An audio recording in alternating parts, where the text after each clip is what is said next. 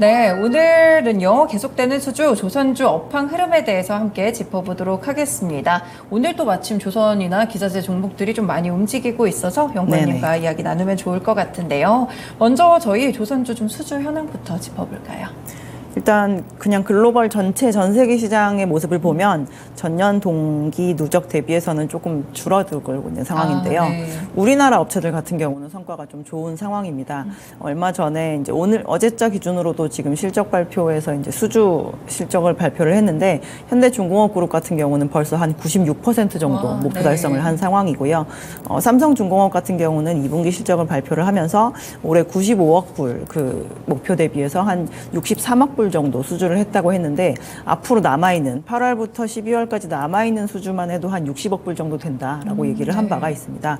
그래서 연말이 되었을 때는 이제 약간의 시기상의 차이는 있겠지만 대체적으로 조선 업체들이 초과 달성을 3년째 기록을 하고 끝나지 않을까라고 볼 수 있을 만한 상황입니다. 하나오션의 경우는 좀 어떨까요, 연구원님? 하나오션의 경우는 지금까지 수주 달성률은 한 30% 정도밖에 되지 않는데요. 저희가 작년부터 계속 얘기되던 카타르 프로젝트라고 하는 대형 프로젝트가 있는데 그 프로젝트에서 지금 하나오션에 할당되는 물량이 조금 많은 편입니다. 그래서 그게 계약이 지금 언제 성약되느냐에 따라서 뭐 금세 아마 중간 일단 과반 이상 수주를 한 상황이 될 것이고 남아있는 다른 프로젝트들도 있기 때문에 하나오션 같은 경우는 속도는 조금 느리지만 수주 뭐 목표에 대해서 달성하는 데는 크게 문제가 없을 것으로 보고 있습니다. 네, 조선 3사들이 정말 수주까지 잘 하면서 요즘 업황이 참 좋다는 생각이 듭니다. 사실 뭐 조선주가 슈퍼사이클이다 이런 이야기는 조선주가 올라갈 때마다 항상 나오는 것 같은데요. 그런데 정말 지금 이 슈퍼사이클에 진입을 하고 있는 건지 뭐 초기인지 중기인지 아니면 이미 좀 어떻게 다 된 게 지금 반영이 되는 건지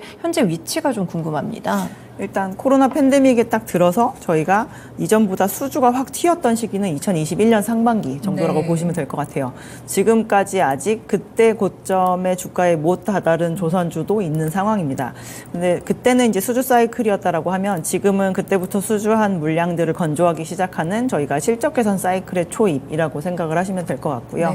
작년까지 수주를 한 물량을 가지고 저희가 적어도 25년까지 계속 실적이 개선되는 추세가 유지될 거라는 거를 조금 어느 정도 개런티할 수 있을 만한 상황이고 올해 수주가 끝나고 나면 저희가 26년까지도 실적이 좋아질 것 같아요라는 얘기를 할 수 있을 만한 상태인 것 같습니다. 그래서 저희가 실적 사이클이 조금 더 길게 가는 사이클인데요. 지금은 그 부분에 좀 초입이라고 보시면 될 것 같아요. 네, 그렇군요. 그럼 주가는 이것을 지금 어느 정도 반영을 했다고 평가를 해주실까요? 저희가 이렇게 어떠한 섹터가 좀 좋으면 미래 실적을 땡겨와서 선반영을 하는 편인데 조선 업체들은 거의 10년간 이제 적자를 많이 기록했던 시기를 보냈어서 아직까지 실적을 땡겨와서 더 밸류에이션을 주고자 하는 그런 움직임은 좀 나타나지 않고 있는 상황입니다.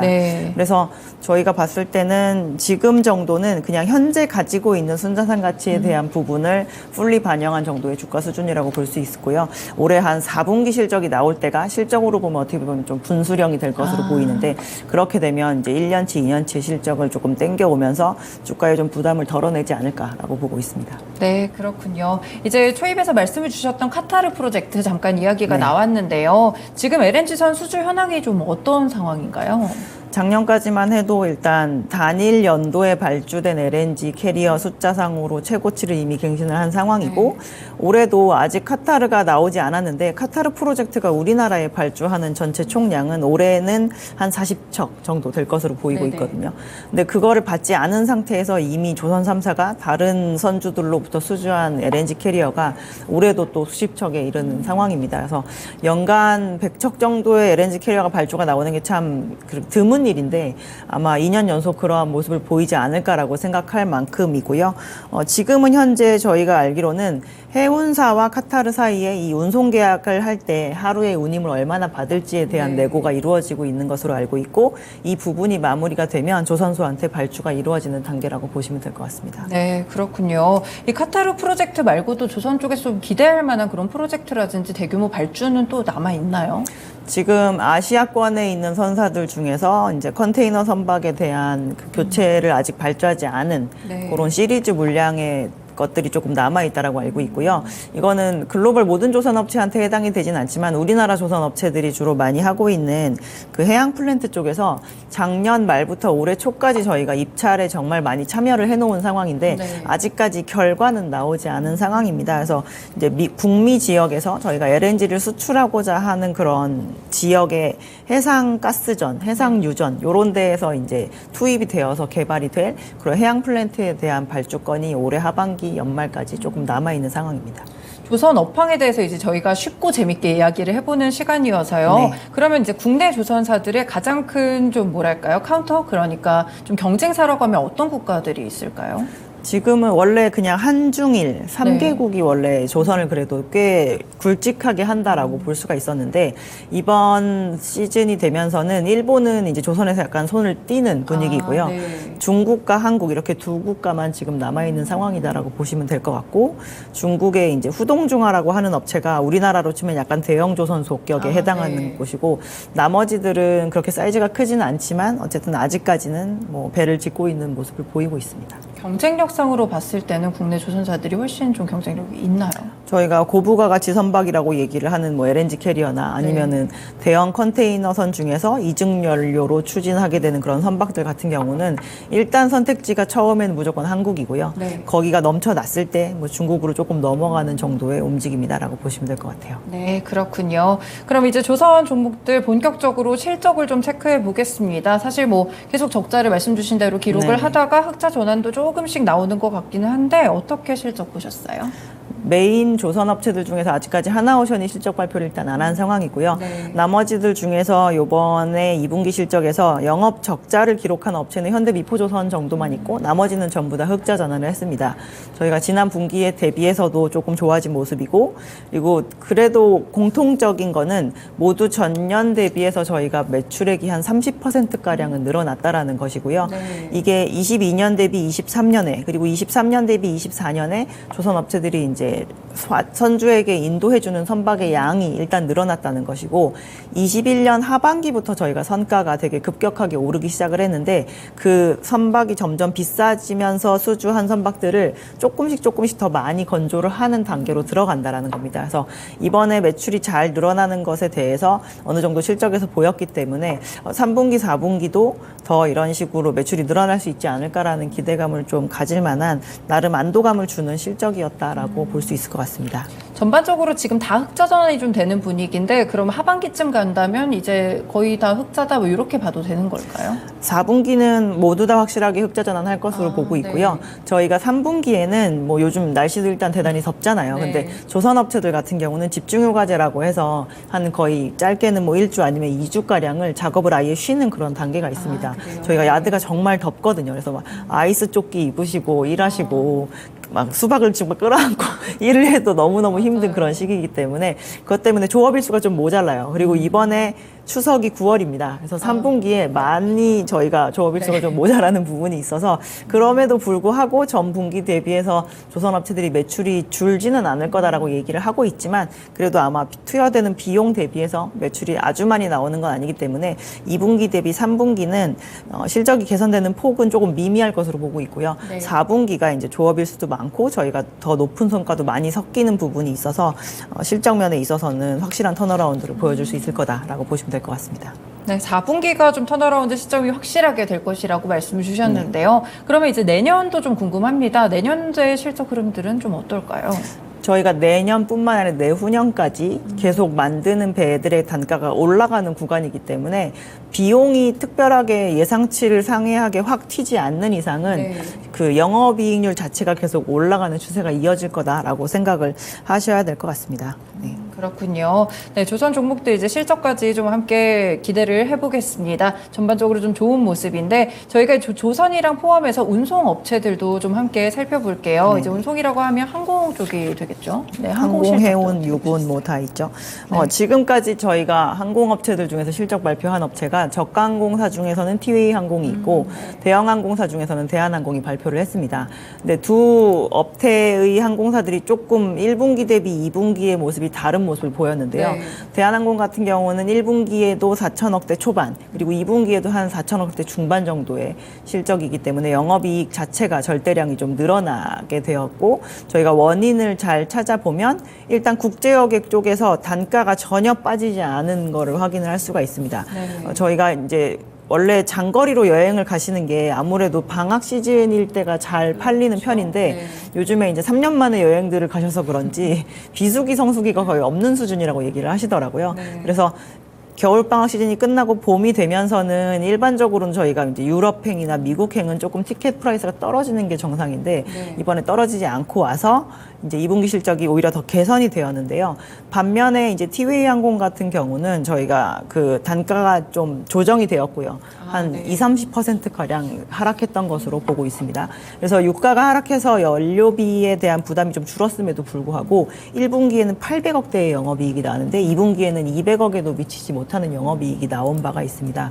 그래서 단순히 이제 전망으로 보면 3분기는 또 완전한 성수기이기 때문에 그렇죠. 저가항공사가 되었건 대형항공사가 되었건 좋은 실적을 보이긴 하겠지만 이 가격 지표를 지킬 수 있는 힘이 어느 한 구조를 가지고 노선을 운영을 해야 있는지에 대해서는 이번 실적에서 충분히 체감하실 수 있을 것이다 라고 저희는 보고 있습니다. 저가 항공사들의 티켓 가격 하락 속도가 조금 더 빠른 이유가 따로 있을까요? 일단 대체적으로 주로 이용을 하는 노선이 많이 겹치기 때문인데요. 저희가 주 기종들이 보통 보잉 737-800이라고 해서 한 189명 정도 타실 수 있고 날아가는 시간은 6시간 이내. 그래서 네. 갈 수 있는 노선이 다 제한적인데 그 노선 안에서 경쟁을 하는 항공사의 숫자가 일단 많은 거죠.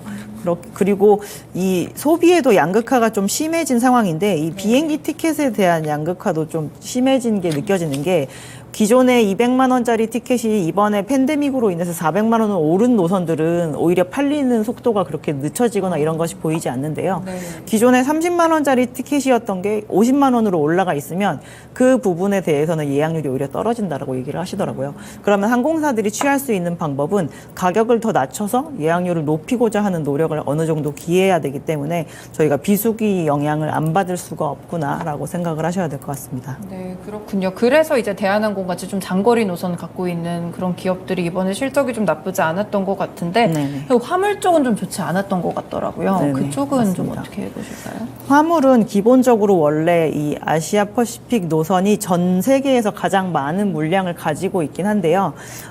그리고 우리나라의 대한항공과 아시아나항공이 이 항공화물 쪽 업계에 있어서 되게 큰 포지션을 차지하고 있는 상황입니다. 근데 저희가 기본적으로 이 여객기 밑에도 화물을 실을 수가 있거든요. 그래서 여객이 아예 안 다니면 오직 화물 전용기로만 다닐 수 있기 때문에 화물 카고의 그 밸류가 대단히 높아지지만 네. 이제 여객이 저희 점진적으로 좀 정상화되고 있는 상황이기 때문에 꼭 여객기에 띄우지 않아도 이제 꼭 그 화물기에 띄우지 않아도 여객기에도 좀 실을 수가 있어서 그 가격 자체가 지금 지속적으로 빠지고 있는 상황입니다. 그래서 전체적인 그 화물 톤수가 빠지는 건 아니지만 가격이 빠짐으로 인해서 이번에 국제여객이 늘어나는 매출 대비해서 그 국제 화물이 줄어드는 매출이 그래도 좀 적긴 했지만 거의 비등비등할 정도로 되게 큰 반전이 있었습니다. 네, 그렇군요. 그럼 이렇게 좀 대형 항공사 그리고 저가 항공사로 봤을 때 하반기 쪽에서는 뭐 대형 항공사를 더 좋게 보시나요? 저희가 항공업에 대한 뷰가 별로 좋지 않은 편인데 그래도 골라야 된다라고 한다면 가격을 잘 지킬 수 있는 힘이 어느 쪽에 있느냐를 보셔야 될 것 같고요. 아까 말씀드린 것처럼 대형 항공사들은 장거리 노선을 많이 가지고 있어서 어느 정도 티켓 프라이스를 지킬 수 있을 만한 좀 힘이 있는 편이기 때문에 아무래도 대형이 조금 더 낫다라고 볼 수 있습니다. 3분기가 성수기라고 하셨는데 항공에 대한 뷰가 네. 안 좋은 이유가 뭘까요? 저희가 항공도 어쨌든 운송주잖아요. 아, 그쵸. 저희가 운송주를 네. 보실 때는 딱 하나만 보시면 됩니다. 운임. 근데 저희가 선반영을 하는 것이 주가인데 네. 3분기만 보고 지금 운송주에 투자하십시오라고 얘기를 드리기에는 대세적으로 내년까지 계속 가격 하락세가 이어지지 않을까라고 좀 보는 편이기 때문에 별로 추천해드리지 않습니다.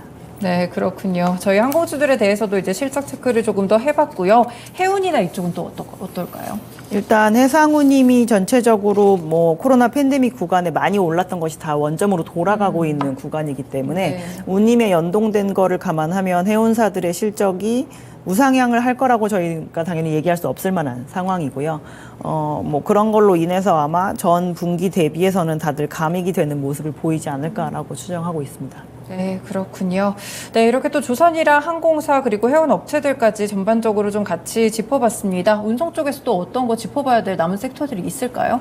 뭐 저희가 경기 침체가 되게 우려가 되어서 지금까지 이제 육해공이라고 얘기하는 네. 그 3대 운송 업체들이 다 좋지 않은 상황인데 경기가 좀 턴어라운드 하는 거에 대한 그 선제적인 대응을 할 때는 저희가 유군 업체들을 많이 보는 편이거든요. 왜냐하면 수출입과 관련된 포워딩 비즈니스도 진행하고 있고 실제로 우리나라에서 그 공장에서 뭔가 항만까지 가야 되는 그런 물류들이 있으니까 그래서 지금 당장 투자를 빨리 하시라는 것보다는 경기가 조금 돌아서는 거에 대한 바로미터로 삼고 싶은 부분이 있으시면 육상운송 업체들의 그 주가 움직임이나 실적 발표 그리고 실적 발표할 때 나오는 업황에 대한 톤 이런 것들은 조금 짚어보시면 나쁘지 않은 선택이 되실 것 같습니다. 네, 운송업종에 대한 전반적인 인사이트들 함께 좀 들어봤습니다. 그럼 다음으로 넘어가서 이슈라든지 좀 중요한 소식들 함께 체크를 해볼게요. 네. 먼저 이제 HD 한국조선해양의 STX 중공업을 또 인수한다는 소식이 요즘 크잖아요. 네네. 이 부분 어떻게 보시나요?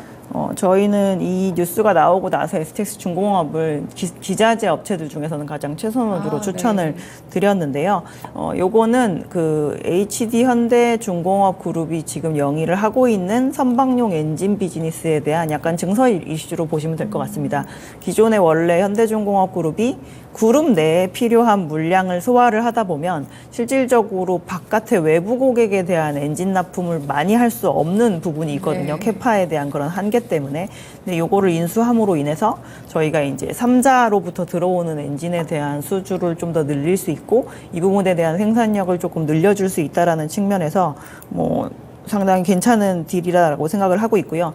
특히나 지금 STX 중공업의 그 설비 가동률이 거의 20%대밖에 안 되기 때문에 네. 이 가동률 자체만 올라온다라고 하면 실적 턴어라운드는 조금 빠른 시간 내에 이루어질 수 있을 거라고 보고 있습니다. 이렇게 되면 이제 선박 엔진 시장에서 점유율도 좀 많이 높아질까요?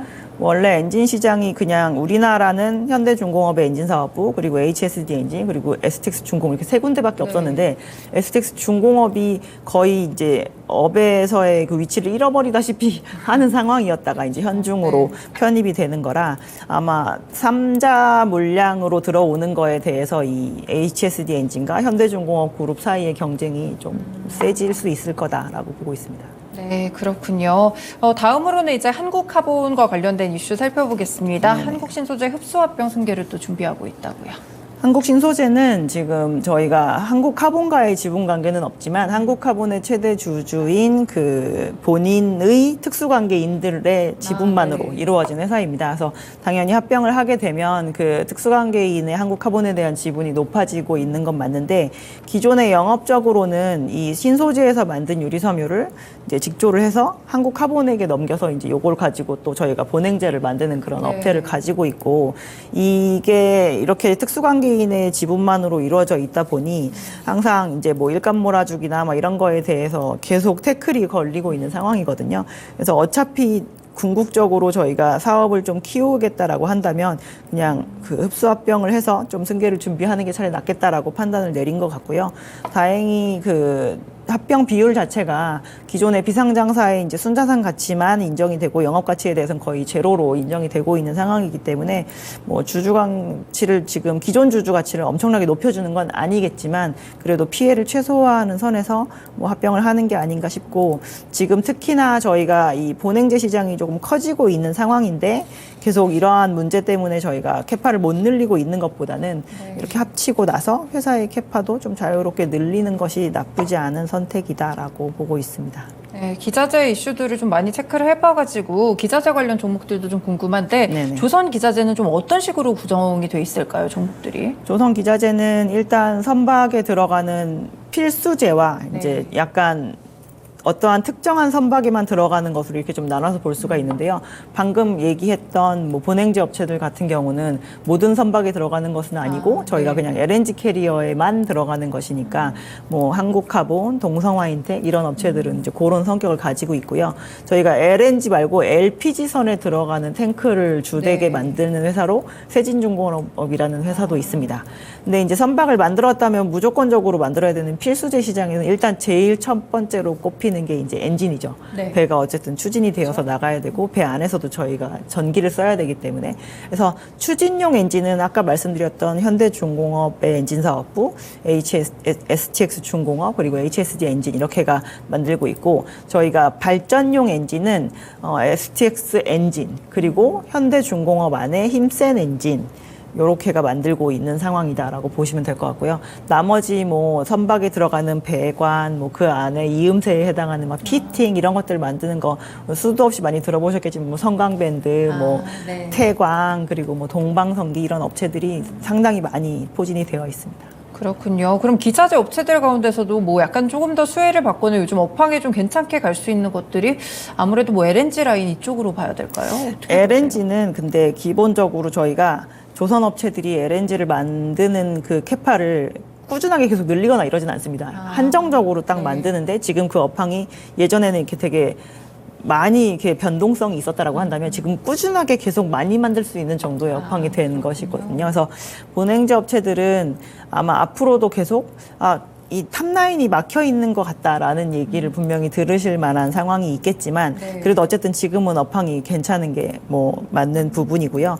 저희가 워낙 10년 동안 힘들었다가 다시 턴어라운드 하는 구간이기 때문에 그리고 지금 선박시장 전체적으로 봤을 때 되게 환경 규제가 되게 많이 강화가 되고 있는 네. 부분이라 거기에서 가장 그 중요도가 높게 얘기가 되는 엔진 쪽이 아무래도 좀 부각이 될 가능성이 높다라고 보고 있습니다. 네, 그렇군요. 기자재 종목들까지 또 알아봤는데 그럼 이런 슈퍼사이클에 당연히 기자재 종목들도 수혜를 받겠죠? 네, 조선주들은. 맞습니다. 네, 알겠습니다. 이렇게 또 이슈 함께 체크해보고 있는데요. 그 다음에 세 번째 이슈로 컨테이너 선사들이 최근에 운임 인상 시도를 또 했다고요.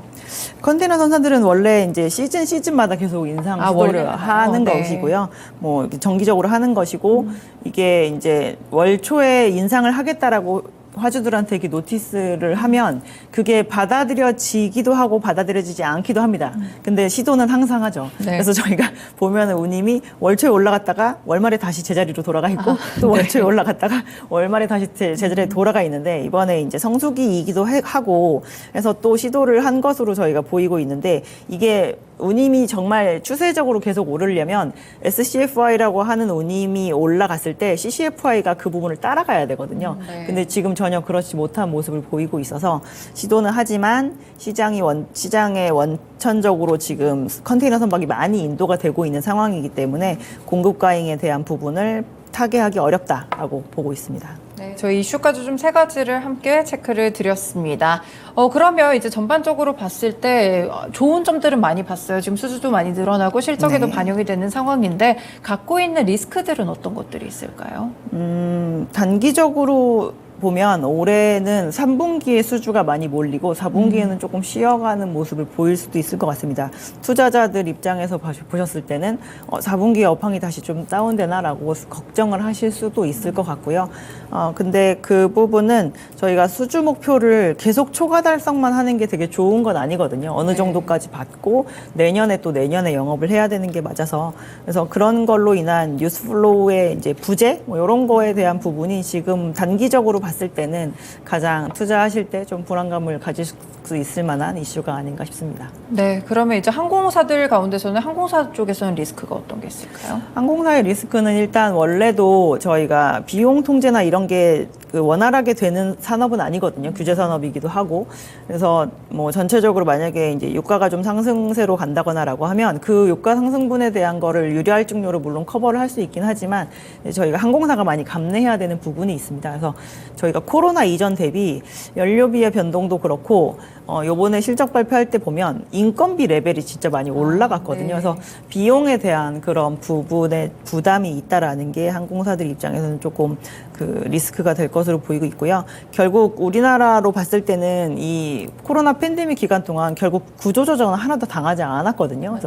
그래서 지금 이제 막 턴어라운드 하려고 하는 시점이 되니까 오히려 다 같이 힘들었을 때는 뭔가 정부 차원의 지원이 있거나 이랬는데 맞아요. 네. 그게 아니라 이제 조금 살아날 만한 상황에서 만약에 알아서 각자 도생해라 이렇게 됐을 때 항공사들의 그 재무 구조가 잘 버틸 만큼 탄탄한지에 대한 부분 이런 것들이 좀 리스크가 될 것 같습니다. 네, 그렇군요. 항공사들도 예상치 못한 인력비가라든지 비용 부담이 리스크가 될 것이다라고 얘기를 또 주셨어요. 그러면 이제 해운까지도 살펴볼게요. 해운 쪽 리스크는 어떤 거 봐야 될까요? 해운 쪽 리스크는 뭐 컨테이너 쪽 시황 같은 경우는 이제 저희가 피해갈 수 없는 공급 과잉 그게 가장 큰 리스크라고 보고 있고요.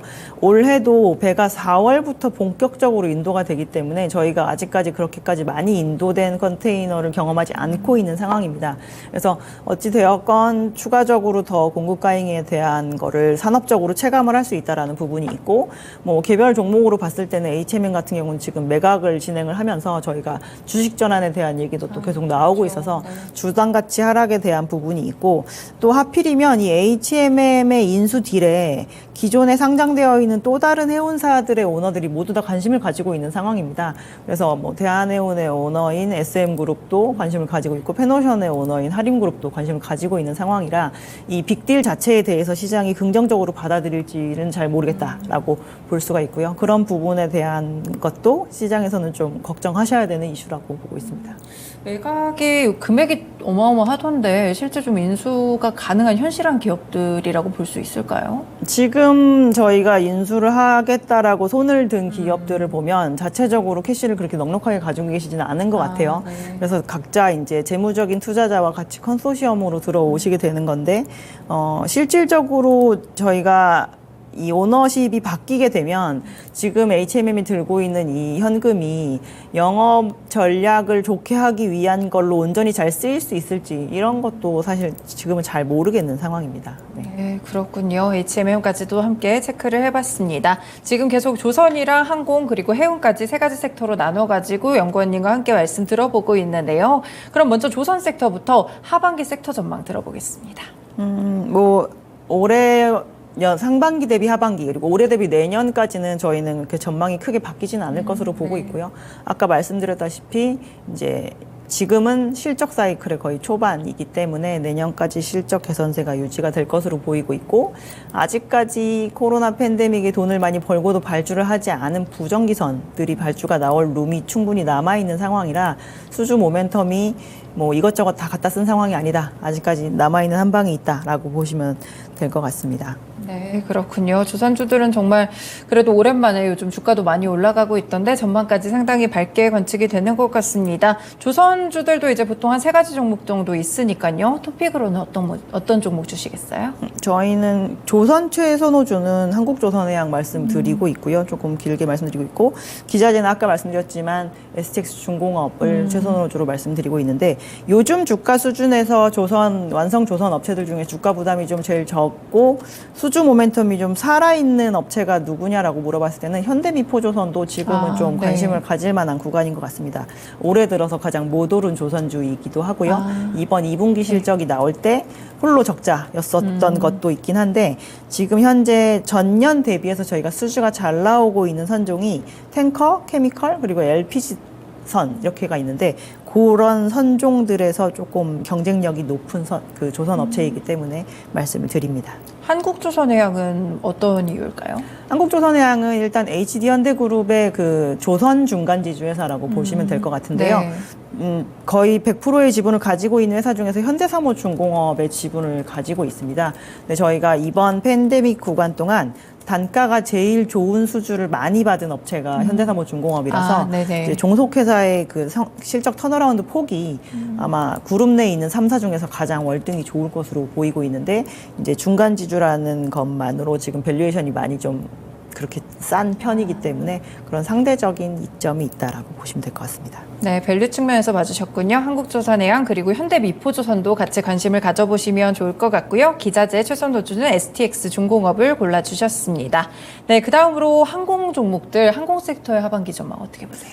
뭐 아까 말씀드렸다시피 3분기는 단기적으로 좋을 수 있지만 4분기에 대한 프라이스 하락은 피할 수 없다라고 보기 때문에, 그리고 23년 대비 24년도 프라이스는 저희는 하락할 거라고 보고 있는 상황이라 네. 뭐 점진적으로는 하향 안정화가 그냥 업황에 대해서 바라보는 저희의 시각이다라고 보시면 될 것 같아요. 네, 그렇군요. 뭐 중국 노선이나 이런 부분들이 조금 더 풀리더라도 큰 수혜는 좀 못 가져갈까요? 저희가 2012년 전후로 해서 제주도가 그 무사증 입국이 가능한 지역이 되었었거든요. 네. 그때 중국에서 이제 한국 중국 간의 노선이 확 늘었는데, 그때 노선을 실질적으로 늘린 항공사들은 다 중국 항공사였습니다. 그래서 저희가 지금 정도 수준에서 자국민이 중국으로 나가고자 하는 수요가 되게 폭증하는 구간이라고 하면 네. 그 턴어라운드에 대한 좀 어떻게 보면 좀 영향이 있을 것이라고 보지만, 지금은 저희가 유커들이 다시 들어오는 거에 대한 부분으로는 국내에 있는 항공사들이 수혜 볼 만한 부분은 조금 제한적입니다. 그렇군요. 그럼 항공 섹터에서는 좀 어떤 종목 살펴볼까요? 뭐 저희 그나마 대형 항공사가 좀 네. 낫다라는 것이고요. 저희가 특히나 지금 시장에서 대한항공과 아시아나항공의 합병 이슈가 끝나지가 맞아요. 않고 있는데, 이게 길어지면 길어질수록 사실 저가 항공사들 입장에서는 별로 유리한 게 없습니다. 그래서 네. 그래도 항공에 이렇게 꼭 손을 얹고 싶다라고 하시면 대한항공 정도가 가장 나은 그 선택이다라고 보실 수 있을 것 같아요. 네, 알겠습니다. 그럼 해운업체들로 넘어가가지고 해운업체들은 하반기 섹터 전망 좀 어떻게 보세요? 저희는 에너지 원자재를 수송하는 시장 쪽은 그래도 저희가 코로나 때 발주해 놓은 게 없어서 배들이 들어옴으로 인해서 공급 가행이 올 만한 부분은 없습니다. 그래서 이제 운임이 올라갈 여지가 있는 거는 공급 가행이 없어야지 되는 거고, 거기서 수요만 좀 얹어져 주면 되는 건데, 지금 수요에다가 큰 힘을 불어넣어 줄 만한 중국 경기 그 뭔가 부양책 이런 게 잘 안 나오고 있고 계속 네. 늘어지고 있는 상황이잖아요. 근데 그 부분은 저희는 기다릴 수 있다라고 생각을 하거든요. 이미 수요가 최저로 많이 줄어져 있는 상황인데, 여기서 안 올라가고 기간 조정을 할 것이냐, 아니면 어느 순간 이게 올라갈 거냐의 문제이기 때문에 이제 에너지 원자재와 관련된 수송 쪽에 포지션이 있는 안정적인 영업을 하고 있는 해운사들에 대해서는 그냥 들고 잊어버리고 기다려볼 만한 그런 구간이다라고 보고 있습니다. 네, 그렇군요. 해운업체들 뭐 많지는 않지만 가장 최선으로 쭉 꼽아주신다면 어떤 쪽 꼽을까요? 저희는 페노션을 추천해드립니다. 네, 페노션이 그나마 좀 나을 거예요. HMM에 대해서도 시청자분이 좀 궁금해 하시는데, HMM은 지금 뭐 매각 이슈가 너무 커서 조금 진입하기는 보수적으로 보는 게 나을까요? 주당 가치 희석 부분을 감내하실 수 있으면은 가져가시는 게 맞지만, 저희는 지금 1.68 원래 2.68조 원 중에서 이번에 1조 원이 그 전환이 되는 것이고, 나머지 1.68조 원도 그 원래 논리대로 한다라고 한다면 그 전환이 되는 게 맞다라고 보고 있거든요. 네. 그래서 궁극적으로 이 매각 이슈에서 자유로울 수가 없기 때문에 가져가시면서 굳이 머리 아파하실 필요는 없지 않을까라고 생각하고 있습니다. 페노션 골라주셨는데, 페노션도 그러면 조금 길게 보고 진입을 해야 될까요? 저희가 그냥 BDI 민감도가 정말 높은 기업인데요. 네, 지금 BDI 1000대인데 여기에서 밑으로 가는 리스크보다 위로 올라갈 만한 요인이 더 많다라고 보니까 좀 기간은 좀 오래 걸릴 수 있지만, 저희가 해운사들에 잘못 투자하면 회사가 막 대단히 힘들어지고 막 이런 뉴스를 대단히 많이 볼 수가 있는데, 지금은 그런 구간이 아니거든요. 해운사들 워낙 캐시가 넉넉하게 있어서 그냥 들고 아까 말씀드렸다시피 잊어버리고 좀 버텨볼 만한 구간이 아닌가라고 보고 있습니다. 네, 기다림이 조금 필요하겠지만 그래도 어느 정도 하락 리스크는 좀 제한적인 그런 종목이 될 수 있겠습니다. 네. 오늘 이렇게 조선과 항공, 해운 섹터에 대한 의견 들어봤습니다. 연구원님, 오늘 말씀 고맙습니다. 감사합니다.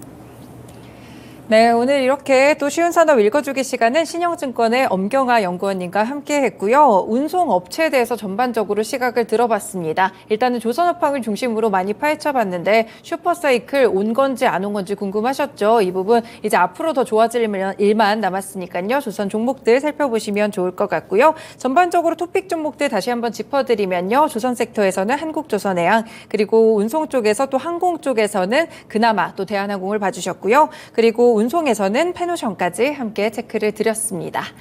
네, 그리고 오늘 금요일입니다. 미스터 진단 방송일이기도 한데요. 갖고 계신 종목들 고민이 되신다면 오늘 또 전화 주세요. 022128-3388, 022128-3388 아래쪽 번호로 전화 주시고요. 종목명과 매수가, 비중, 연락처 알려주시면 저희가 선정해서 함께 또 진단해 드리도록 하겠습니다.